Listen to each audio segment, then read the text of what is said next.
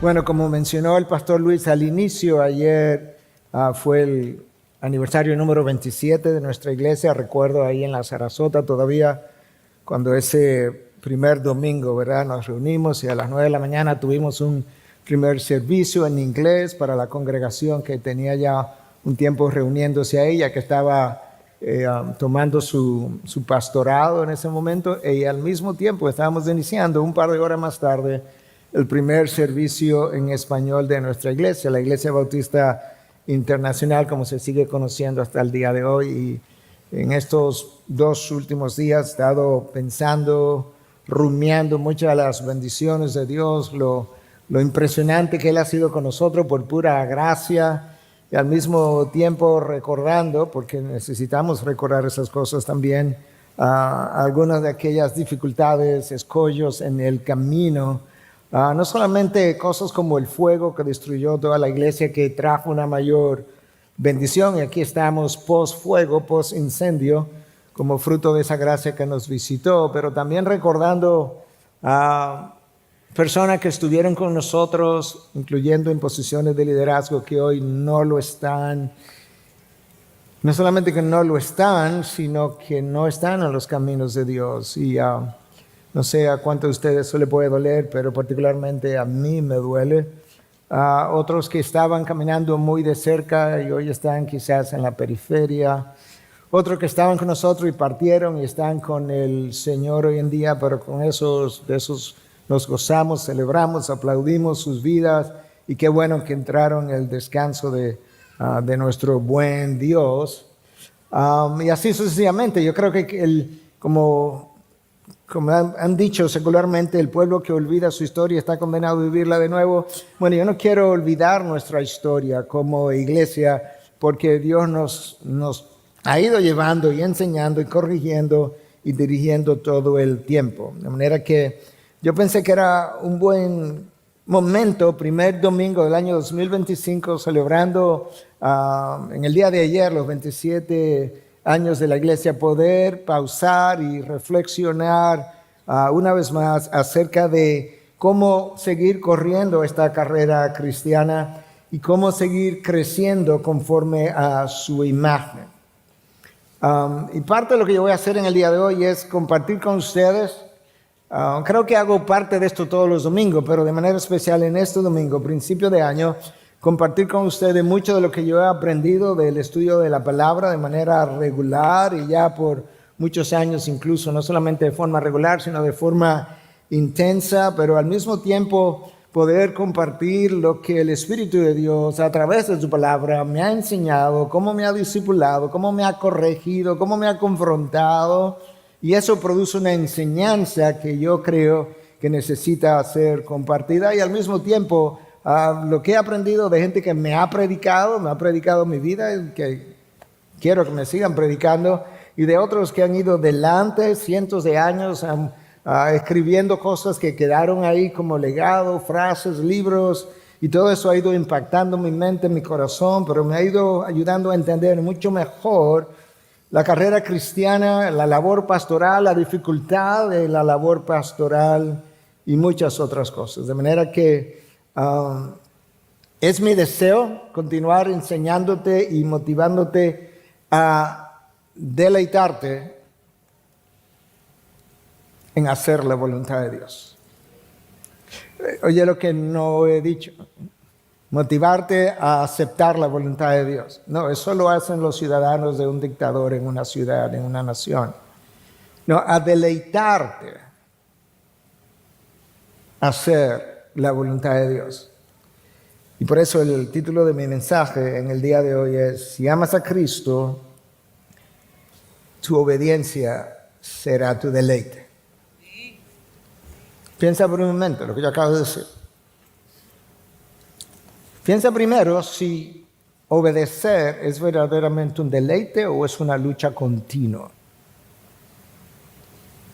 Porque lo que yo estoy diciendo es que si amas a Cristo, tu obediencia será un deleite.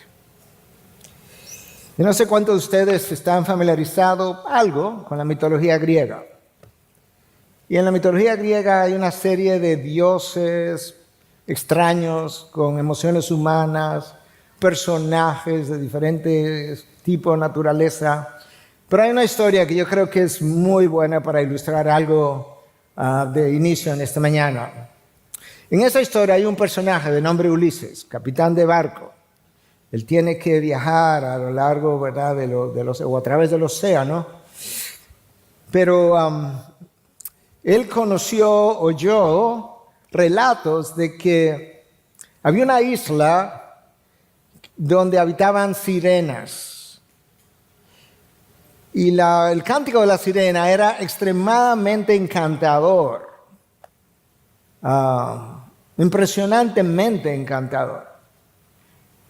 Había un problema, sin embargo, y es que aparentemente las historias contaban de que los marineros todos se sentían tan increíblemente atraídos por este cántico que irresistiblemente terminaban yendo a la isla, pero al llegar se encontraban con estos increíbles monstruos que se comían las personas.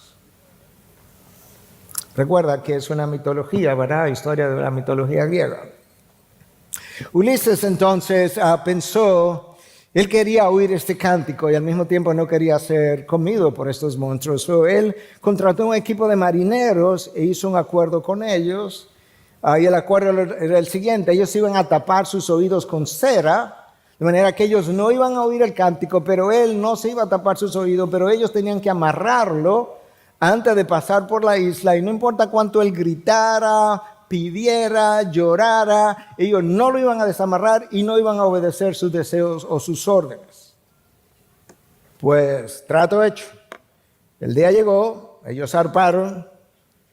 Cuando comenzaron a pasar por la isla, Ulises comienza a oír el cántico de estas sirenas y comienza a agitarse y quiere que lo desaten, y grita y llora y pide que lo desaten, pero los marineros cumplieron su palabra. De manera que pasaron por la isla y lo lograron.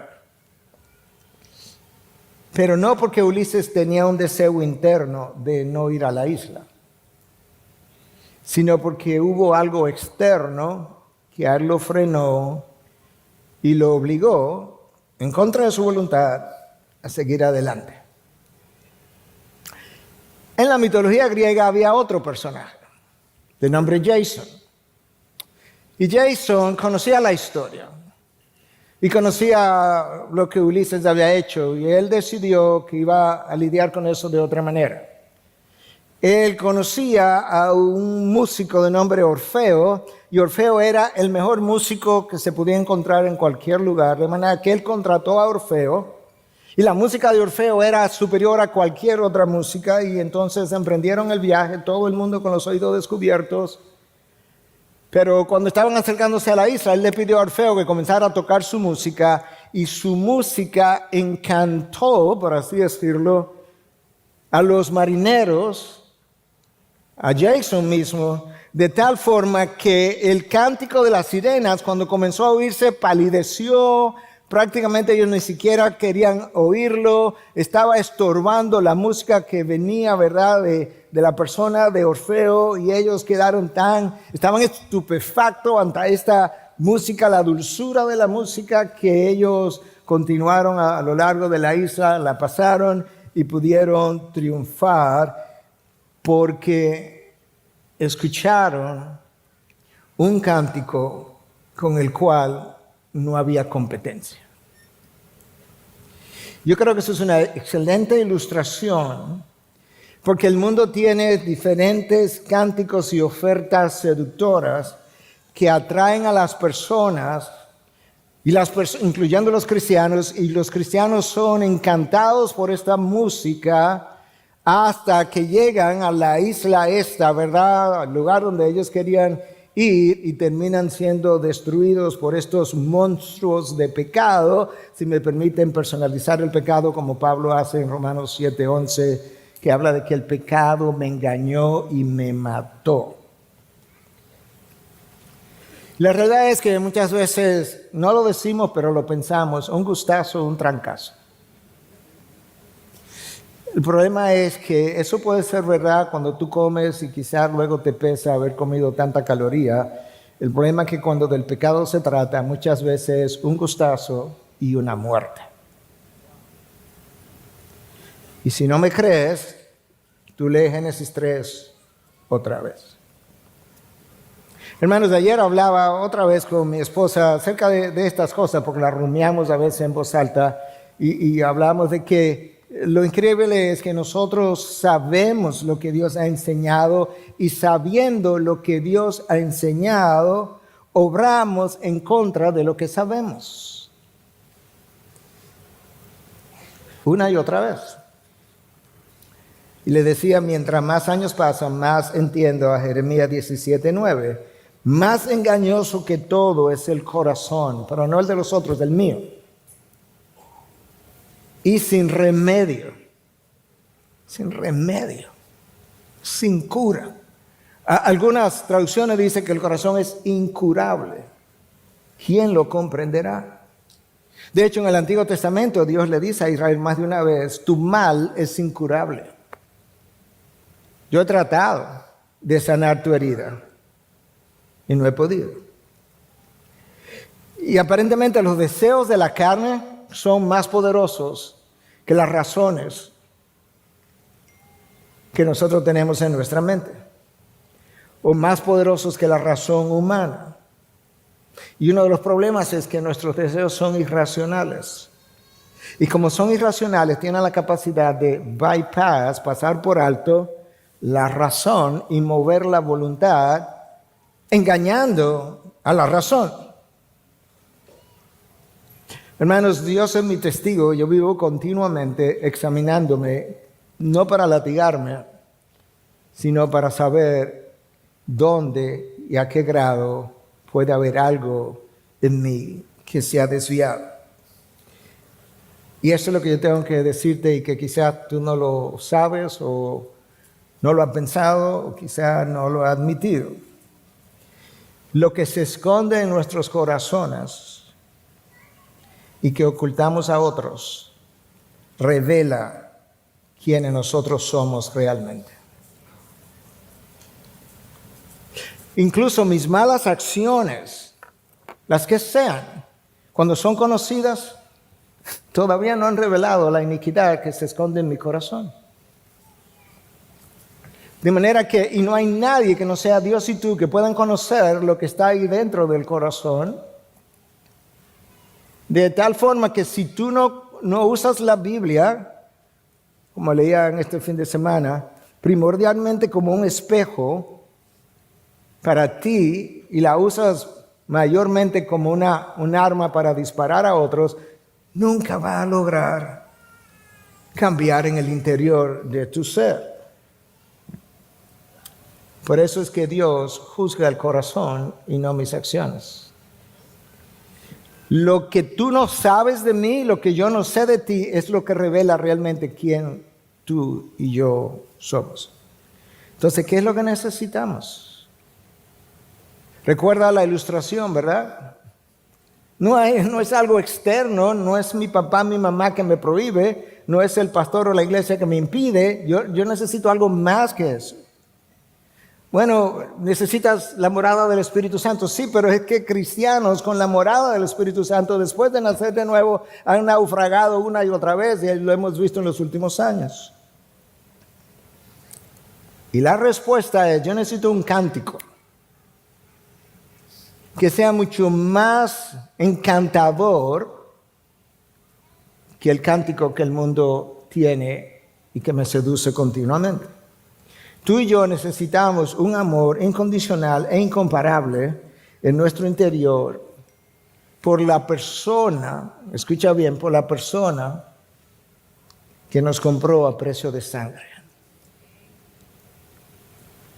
Ahí está el meollo de tu obediencia y desobediencia, y la mía también.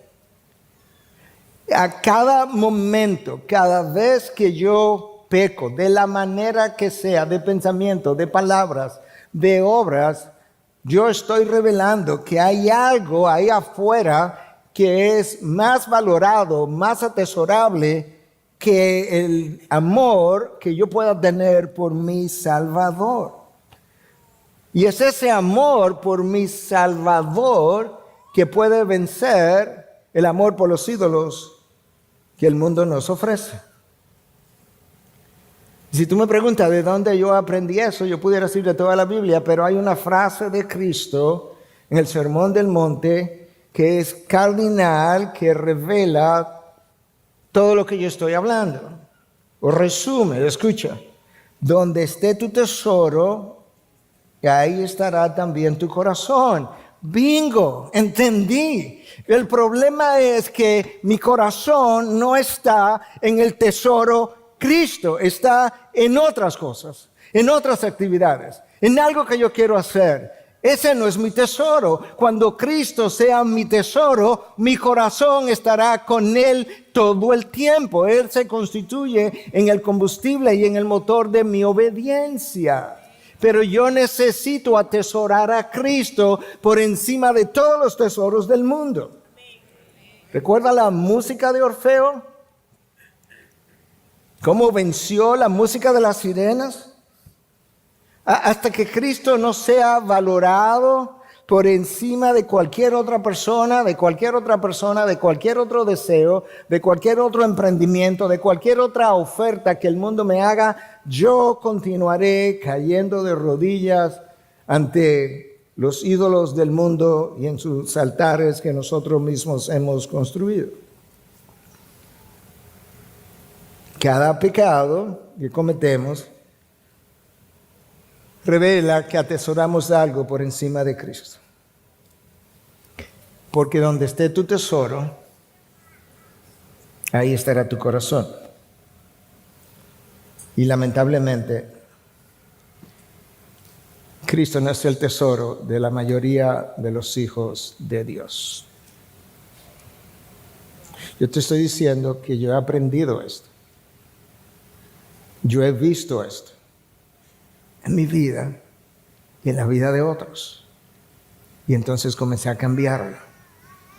Y si no me crees, entonces, si piensas que no, que Cristo es tu tesoro, ¿por qué nosotros luchamos continuamente para pasar breves momentos hablando con Cristo? Porque es una lucha.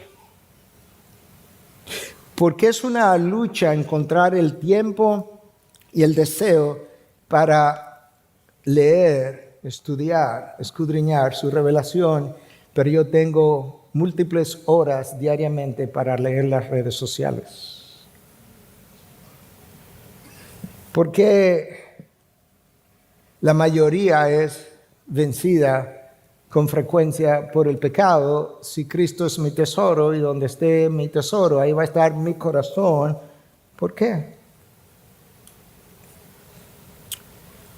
Hermano, escucha, nosotros le damos valor a aquellas cosas que amamos. Justamente la amamos porque le dimos valor. Escucha, ¿qué más? Y le entregamos nuestro corazón a aquellas cosas que atesoramos. Eso es como es. Nosotros valoramos algo primero, luego amamos eso, y después que le amamos, le entregamos el corazón porque le amamos. Cuando yo atesore a Cristo, yo voy a amar a Cristo. Y cuando yo ame a Cristo, yo le voy a entregar mi corazón. Y mi obediencia será mi deleite.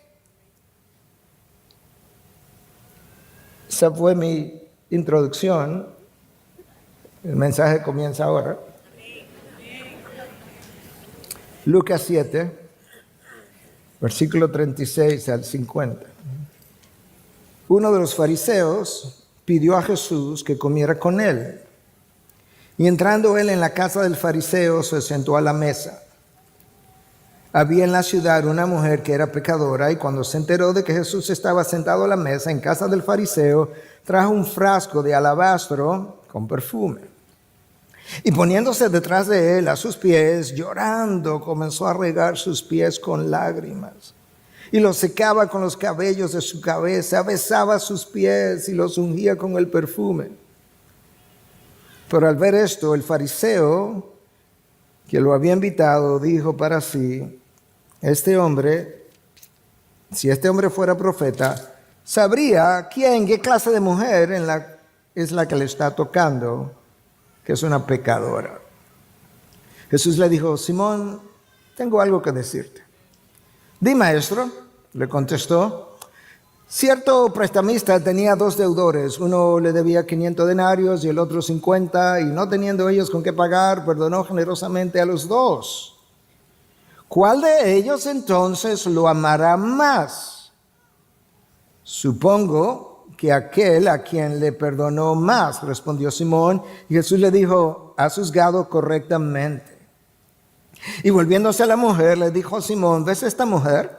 Yo entré a tu casa y no me diste agua para mis pies, pero ella ha regado mis pies con sus lágrimas y los ha secado con sus cabellos.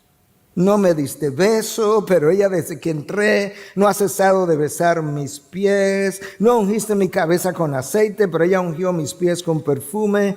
Por lo cual te digo que sus pecados, que son muchos, han sido perdonados, porque amó mucho. Pero a quien poco se le perdona, poco ama.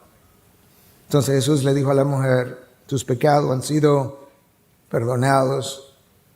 Los que estaban sentados a la mesa con él comenzaron a decir entre sí: ¿quién es este que hasta perdona pecados?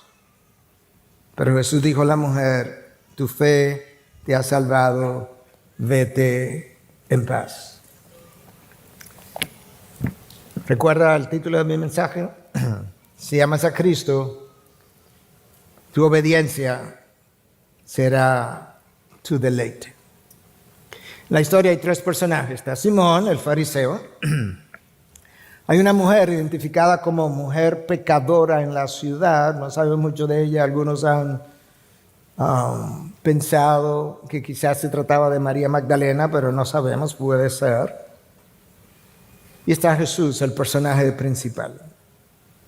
El fariseo, obviamente era judío. Él es quien invita a Jesús a su casa a comer, a cenar. Si era fariseo, probablemente se consideraba un hombre piadoso y se consideraba superior a los gentiles, sin lugar a dudas. Nosotros no sabemos con qué intención él invitó a Jesús a cenar ese día. Externamente parecía un buen gesto. Sin embargo, solamente Cristo conocía lo que se escondía en su corazón, y recuerda que lo que se esconde en el corazón tuyo y mío es lo que revela quiénes verdaderamente somos. Lo que sí estamos seguros es que no era la intención de Simón honrar a Cristo, porque no siguió ninguna de las costumbres protocolares y culturales del momento. De eso lo sabemos. Lo común era en esa época que si tú tenías un invitado en tu casa, tú lo recibías poniendo la mano en su hombro, sobre todo si era un hombre, y entonces lo besaba en la mejilla o en la frente quizás. Eso sería lo primero, lo cual Simón no hizo. Era común que estas cenas ocurrieran en esa época en un espacio abierto, una especie de terraza abierta, y era permitido culturalmente, algo un tanto extraño, a que la gente pudiera venir y acercarse y quedarse alrededor escuchando las conversaciones. Si eso te parece extraño, Dios piensa en esto. No hace mucho yo estaba reunido con un grupo de ustedes, de los jóvenes de aquí, y entre ellos había una pareja que está de otra iglesia hermana cercana, de IBCJ, que está en la India. Y ellos contaban que ellos alquilaron una casa y que pocos días después el dueño de la casa vino y sin preguntar ni nada fue y abrió la nevera para ver lo que tenían dentro de la nevera. Eso es chocante para nosotros y como que ni siquiera yo no lo creería a menos que me lo contara alguien que lo vivió.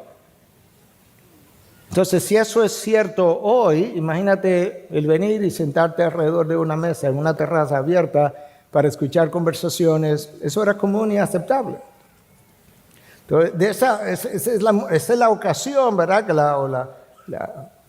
la costumbre que la mujer aprovecha para venir y entra a la casa y se pone detrás de Jesús. Y La mujer es identificada en la historia como una mujer pecadora. De hecho, en el pasaje que leímos, ella es mencionada como tal en el versículo 37, es mencionada como tal en el versículo 39, y luego Jesús en el 47, en el versículo 27, habla de que sus pecados son muchos. De manera que todo esto junto da la impresión de que probablemente su estilo de vida era conocido, y muchos especulan, yo creo que con cierta razón, que quizás era un estilo de vida conocido por su promiscuidad. ¿Qué clase de mujer? Dice Simón, si este hombre fuera profeta. Este no es profeta nada. Si él fuera profeta, supiera qué clase de mujer, eso es como peyorativo, es quien le está tocando. Y de hecho, Phil Ryken en su comentario dice que el texto en el original sugiere que la palabra que Simón usó tenía como cierto tono sexual cuando habla de tocarlo. Lo que se escondía en el corazón de Simón era mucho peor que lo que se veía. Simón lució muy cortés, pero por dentro era algo muy distinto. Entonces esta mujer viene, el texto dice, te lo leo otra vez, con un frasco de alabastro con perfume y poniéndose detrás de él a sus pies, llorando, comenzó a regar sus pies con lágrimas y los secaba con los cabellos de su cabeza, besaba sus pies y lo ungía con el perfume. Bueno, hace 2000 años atrás, y todavía hoy, en esa cultura del Medio Oriente, tú no te reunías con hombres en público a menos que no fueran tus familiares, y aún eso con cuidado. Imagínate lo horripilante que eso debió haber sido. Es más, el 3 de enero, la ministra de Asuntos Exteriores de Alemania va a Siria junto con el ministro de Asuntos Exteriores de Francia a reunirse con representantes de las nuevas autoridades de Siria. Creo que ustedes conocen todo lo que ha ocurrido en Siria recientemente. Y dichas autoridades rehusaron estrechar las manos de Annalena Baerbock, la ministra de Alemania, simplemente porque era mujer. Dale para atrás 2 milenios en el pasado. Imagínate lo que representó para esta mujer. 1, asociarse en público con hombres. 2, ir a los pies. 3, soltarse su cabellera, lo cual no ocurre ni siquiera hoy en público. 4, irrigar sus pies con sus lágrimas. 5, secar los pies con sus cabellos. Esta mujer dejó ver externamente lo que ella estaba sintiendo por la persona de Jesús internamente. Y lo que había en su interior la movió a su devoción por Jesús. Como la música de Orfeo que movió a los marineros para que pasaran de largo y se olvidaran de las ofertas del mundo, esta mujer había tenido las ofertas del mundo, ya las había experimentado, había quedado vacía, pero ahora había algo en su interior que la movió por encima de todo lo que ella había experimentado anteriormente, y ahí ella está a los pies de Jesús, con una devoción completa. Lo que había en su interior hizo que ella se olvidara de la crítica de los demás. Hizo que ella se olvidara del costo del perfume. Hizo que se olvidara de las prohibiciones sociales. Hizo que se olvidara del polvo de los pies de Jesús. La gente en esa época caminaba con sandalias abiertas y las calles todas eran de tierra. La gente que limpiaba los pies de tus invitados usualmente eran esclavos o siervos contratados por el dueño de la casa, porque eso era una tarea considerada muy baja, por así decirlo. Pero esta mujer no va a buscar agua para limpiar sus pies. El agua sale de su interior, de sus propias lágrimas. Y ella no va a buscar una toalla para no ensuciarse y secar los pies. Ella usa su cabellera. Lo más probable es que estos hombres pensaron como Judas, cuando Judas estuvo presente, cuando María, la hermana de Lázaro y de Marta, hizo algo similar ya 6 días antes de la crucifixión de Cristo, el sábado anterior. Y cuando Judas lo vio, dijo, este derroche de dinero pudo haberse evitado y el perfume haberse vendido y dado el dinero a los pobres, como si eso hubiese sido verdad del corazón de Judas. Pero esta mujer no consideró el derroche de este perfume como un derroche de dinero. Ella estaba derramando su corazón por el Maestro. Y Jesús, conociendo lo que se escondía en el corazón de Simón, Jesús escuchó, por así decirlo, lo que Simón pensó. Si este hombre fuera profeta, sabría qué clase de mujer lo está tocando. Le dice, ¿sabes una cosa, Simón? Déjame contarte algo para preguntarte. Tú sabes que había un hombre que tenía 2 deudores. Y uno debía 50 denarios y el otro debía 200 denarios, algo así. Y él entendió que ninguno de los dos podía pagarle y decidió perdonarle la deuda a ambos. Ahora, ¿tú tienes una idea, Simón, de cuál de esos dos tú crees que le amaría más? Simón responde, bueno, yo pienso que aquel a quien le perdonaron más. Y Jesús le dice, tú has contestado correctamente. Yo cuando volví a revisar estas palabras decía, bingo, ahí está. Es que tú y yo no tenemos la idea de lo que nos han perdonado. Y como no creemos que se nos ha perdonado tanto ni la gran cosa, pues no amamos tanto. Esta mujer sabe de dónde la están sacando. Esta mujer sabía de dónde ella había estado. Y esta mujer ahora encontrar perdón a los pies de Jesús produjo en ella un amor grande porque sus pecados eran muchos. ¿Sabes qué, hermano? Tus pecados son tantos como los de ella y los míos también. Y el costo de perdonar su pecado es el mismo que se ha pagado por el tuyo y por el mío. Cuando entendamos cuánto se nos ha perdonado y se nos sigue perdonando, vamos a amar mucho y nuestra obediencia será nuestro deleite. Ahí está. Hermanos, cuando Jeremías escribió que tu corazón y el mío son incurables, no era del pueblo de Israel solamente que estaba hablando, sino del corazón del ser humano.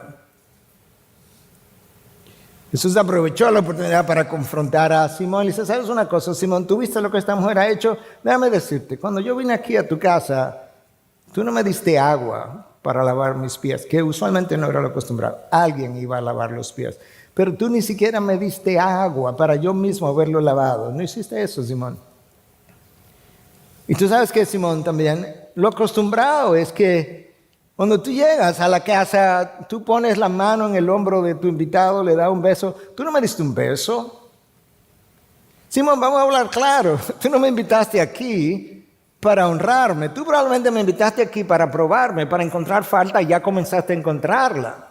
El texto no dice eso, pero tú puedes más o menos pensar en esa dirección. Y esta mujer, bueno, Simón, también se ha acostumbrado que tú recibas a tu invitado con incienso, un incienso de olor, o lo unges con aceite. Tú no hiciste eso tampoco, Simón. Yo sé lo que se esconde en tu corazón. Tú puedes dar otra idea a otras personas que te conocen por fuera. I know you. Yo sé quién tú eres. Pero esta mujer, ella vino a mis pies.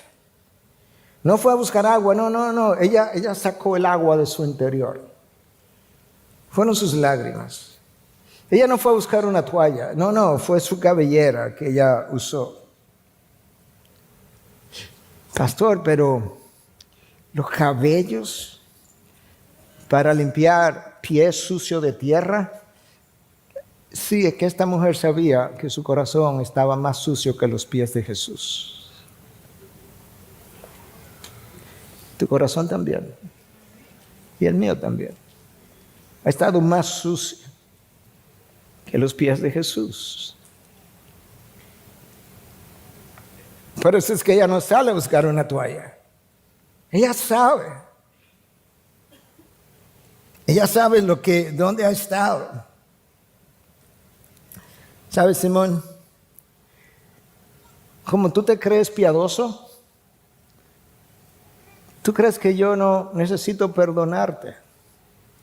Es más, probablemente piense que tú ni siquiera necesitas arrepentirte. Por eso es que tú no me amas. Es que, hermano, todos los días, tú me has oído decir esto, pero no me voy a cansar hasta el último día. Yo me arrepiento al final de cada uno de mis días. Porque todos los días tú y yo ofendemos a Dios. Pecamos contra Dios todos los días. Pero sabes que no nos arrepentimos porque tampoco pensamos que hemos pecado gran cosa. ¿Y qué yo hice hoy?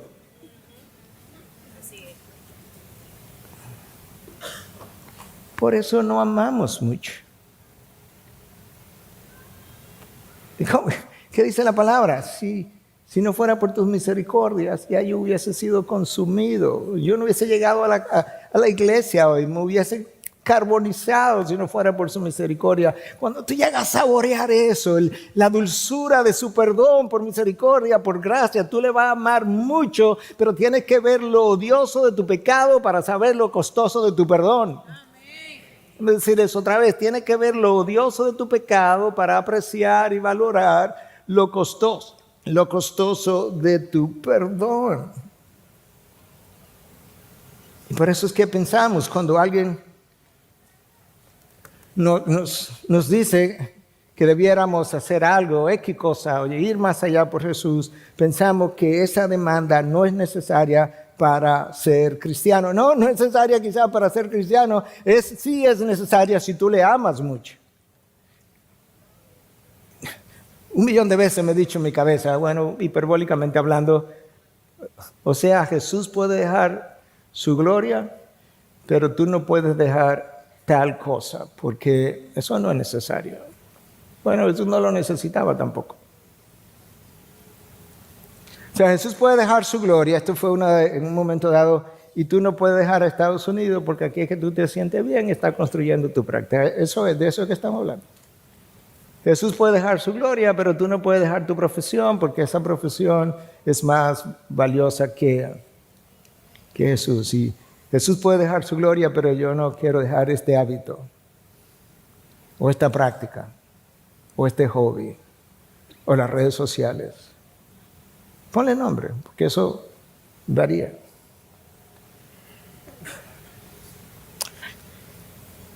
No olvides, donde está tu tesoro, estará tu corazón. Jesús atesoró el salvar personas destituidas de su gloria, muertas en delitos y pecados. Él atesoró eso. ¿Y sabe qué? Ahí puso su corazón. Y vino y me salvó y dio su sangre y me sacó de donde yo estaba. Hermanos, yo quiero animarte hoy al principio del año 2025, pero que lo hagas hoy y todos los días. Comprométete a destruir los ídolos de tu corazón. No me diga que no tienes ídolos. No hay una persona que no tenga ídolos. Esa persona se llamó Cristo Jesús y por eso cumplió con su Padre todo el tiempo. La única razón por la que nosotros no cumplimos con Dios, no obedecemos todo el tiempo, es porque hay ídolos que nos llevan a la desobediencia, porque hay ídolos que tienen mi corazón y lo tienen más que Jesús en cada momento donde yo no he podido complacerlo.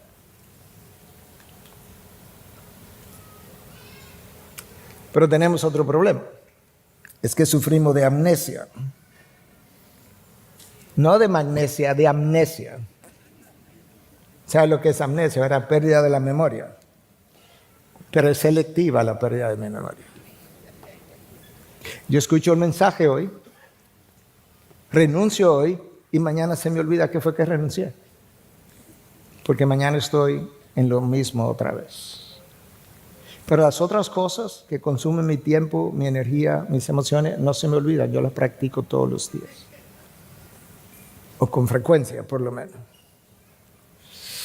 Pero si tú y yo mantuviéramos los ojos puestos en Jesús, eso es exactamente la recomendación del autor del libro de Hebreos. Que tú tengas tus ojos puestos en Jesús, el autor y consumador de nuestra fe, entonces mis ojos se mantendrían en mi primer amor, y estos cánticos del mundo, atractivos, seductores, que brillan, yo no los voy a ver, porque mis ojos están puestos en Jesús. Y eso es el otro problema que tenemos, algo que Al Mohler, el presidente del Southern Baptist Theological Seminary, dice que todos nosotros tenemos déficit de atención teológica. ¿Se ha oído déficit de atención? Que tiene un hijo inquieto o un adulto inquieto que, tú sabes, no se concentra, frecuentemente va de una cosa a otra. Él dice que nosotros tenemos déficit de atención teológico, y es que nosotros tenemos dificultad en enfocarnos.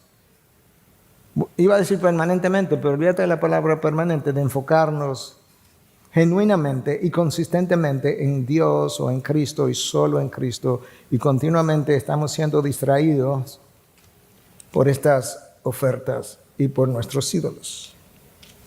Tim Keller, en su libro Counterfeit Gods, está en español, creo que se llama Dioses Falsos o Ídolos Falsos, algo así. Dice que un ídolo es cualquier cosa que absorbe tu corazón y tu imaginación más que Dios. Es cualquier cosa que en lo que esperas encontrar lo que solo Dios puede darte. Algo que te da seguridad, que debiera dártela a Dios, eso es un ídolo.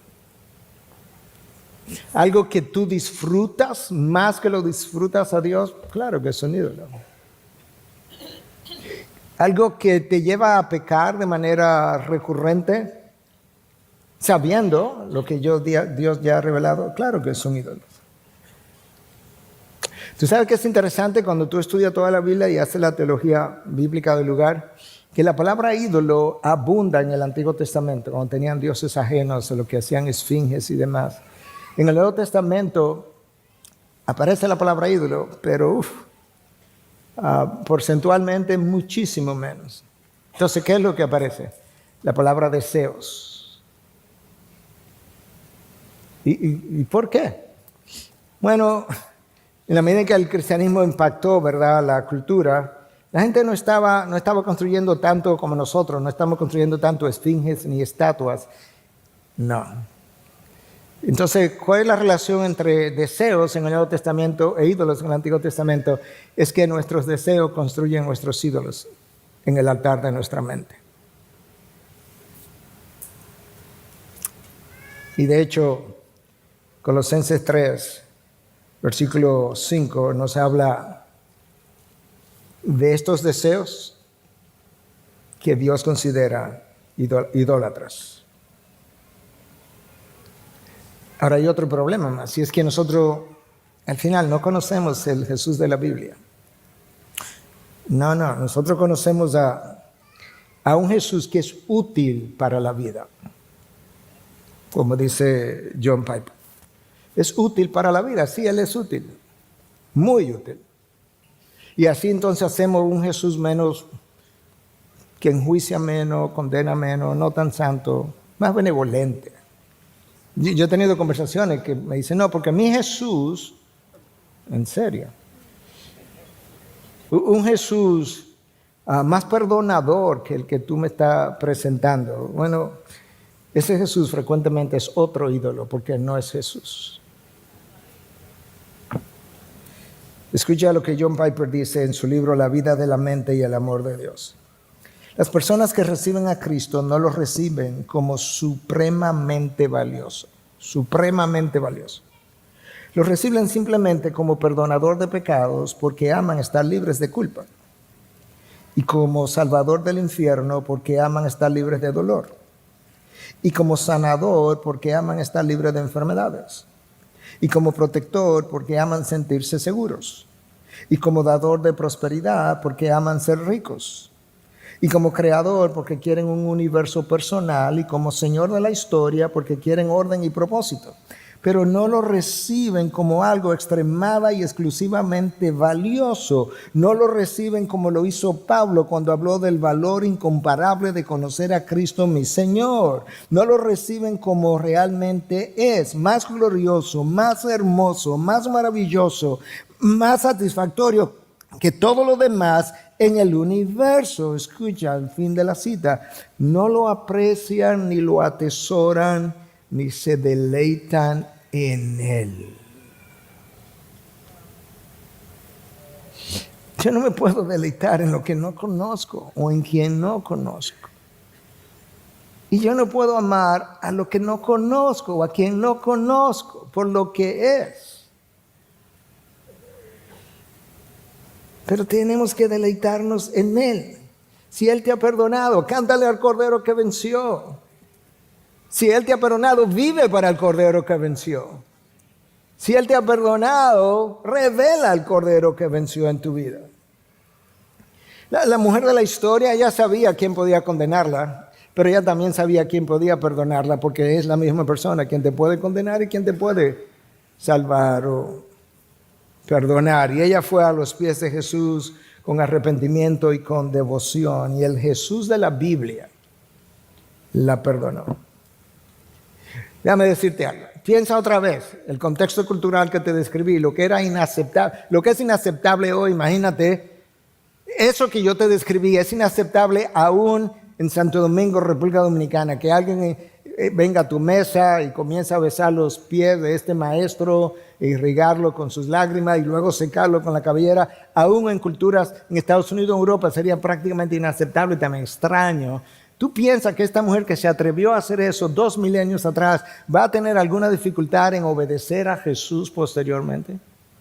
¿Tú no crees que la que se deleitó en esas condiciones a los pies de Jesús se deleitaría por el resto de sus vidas siguiendo a Jesús?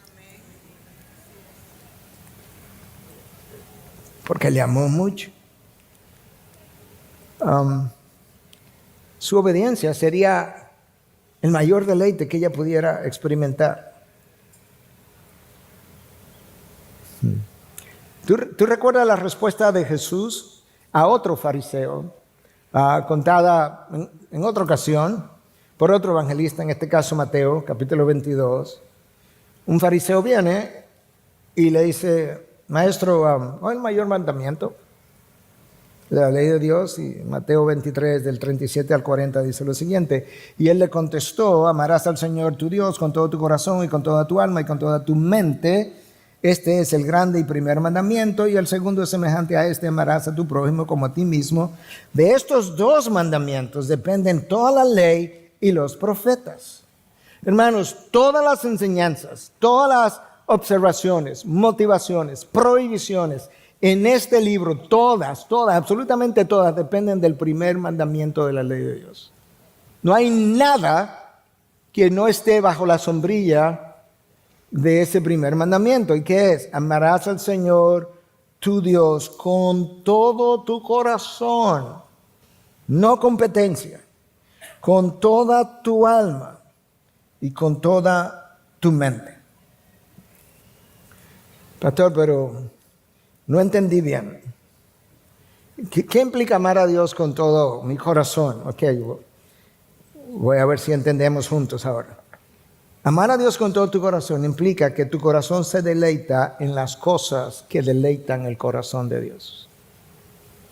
Que tu corazón llora por las cosas que llora el corazón de Dios. Los oprimidos, los pobres, los que menos tienen, las prostitutas.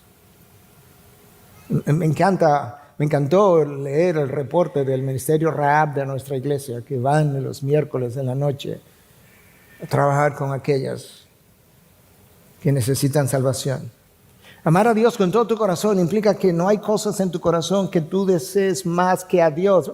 Déjame decir eso, hermano, que no hay nada en tu corazón, ni siquiera este púlpito, ni siquiera mi profesión de pastor, que yo ame más que a Dios, que no hay cosas, que no hay personas que yo no esté dispuesto a dejar por Dios. ¿Me escuchaste? Que no hay persona, no hay cosas que yo no esté dispuesto a dejar por Dios, cuando este hombre quiso seguir a Jesús y Jesús le dijo, bueno, ven y sígueme, y él le dice, mira, déjame ir a enterrar a mi padre primero.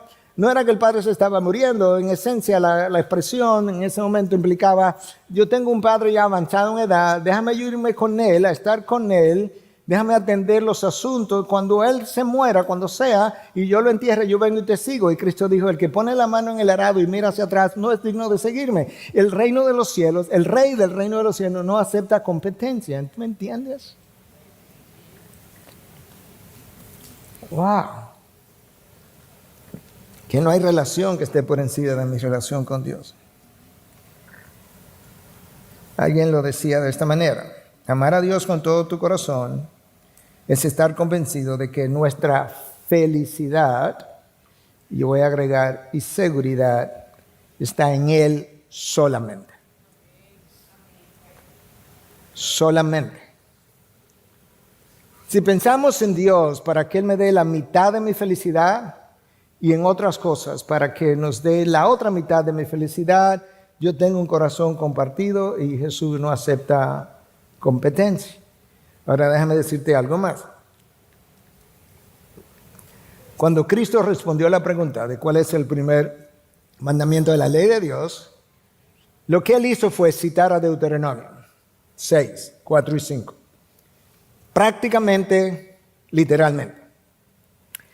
Ahora es interesante que en Deuteronomio el texto dice que debes amar a Dios con todo tu corazón, toda tu alma, toda tu fuerza.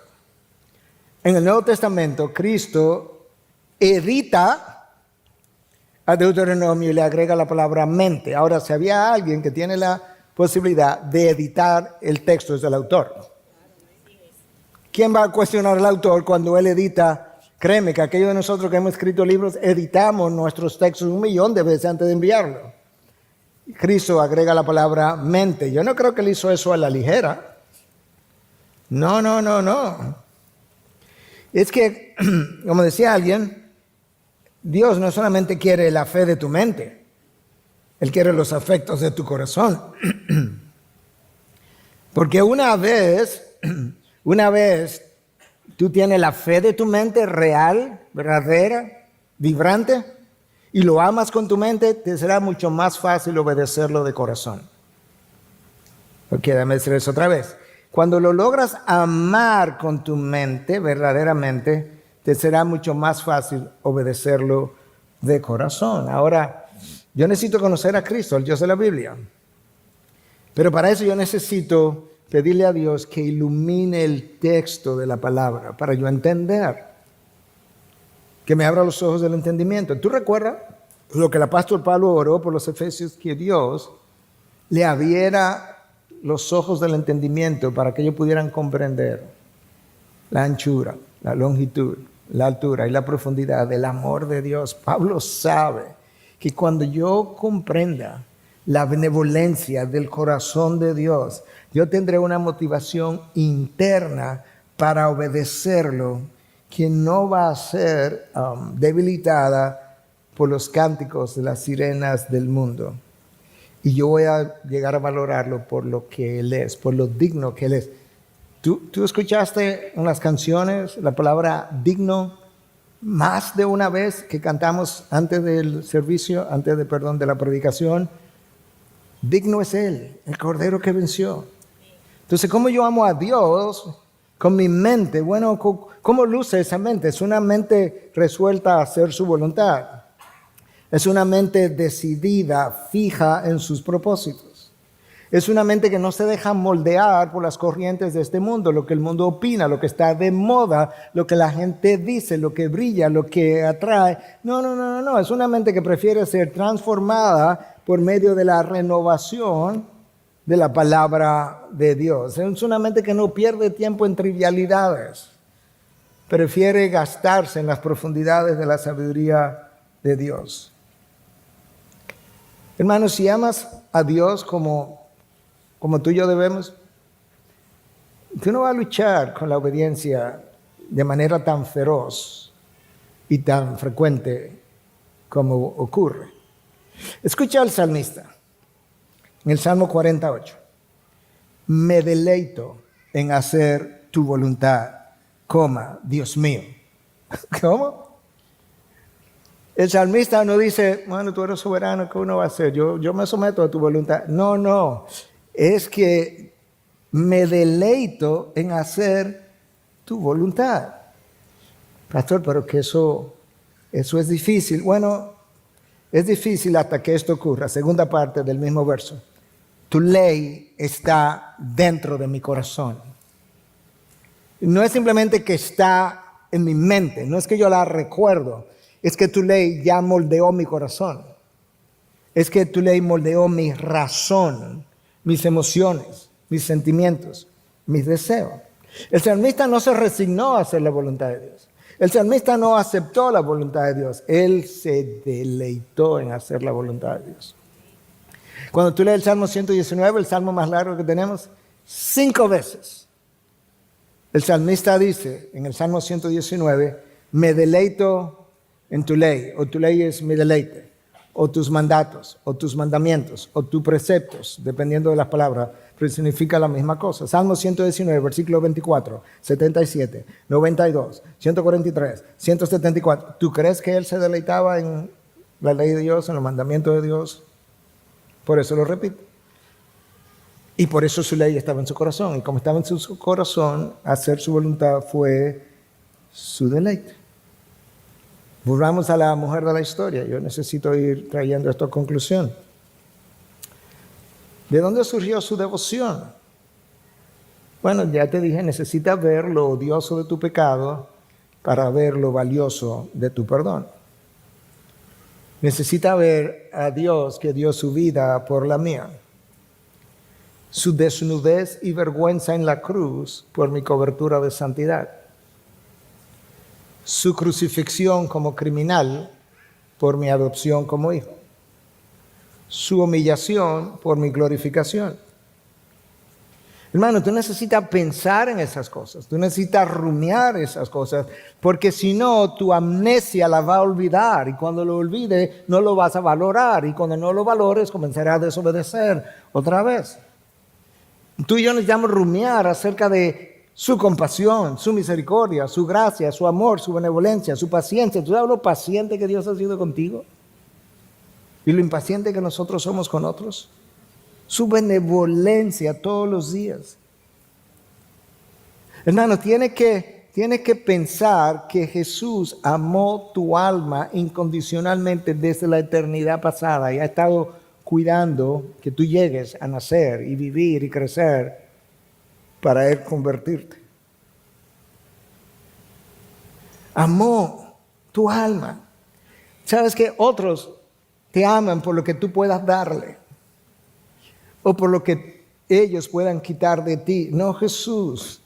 Jesús no te amó por lo que tú podías darle. Jesús no te amó por la adoración que tú podías darle. No, por lo que Él te quería dar. ¿Tú puedes creer eso? Jesús te cayó atrás, no porque tú querías lo que Él tenía. No, te cayó atrás porque tú no sabías ni querías recibir lo que Él quería darte, que luego tú ibas a aquilatar y atesorar. Jesús primero te ama. Jesús luego te usa para su gloria y luego te deja experimentar el gozo de hacer o de ser usado por Él. La gente nos usa sin amarnos. No, Jesús te ama. Después que te ama y te deja saber lo valioso que eres, ya lo dejó ver en la cruz, entonces te usa. Y después que te usa te dice, ahora te voy a dar el gozo de saber, de verte como instrumento usado por Dios. ¡Wow! Cuando tú y yo amemos a Jesús,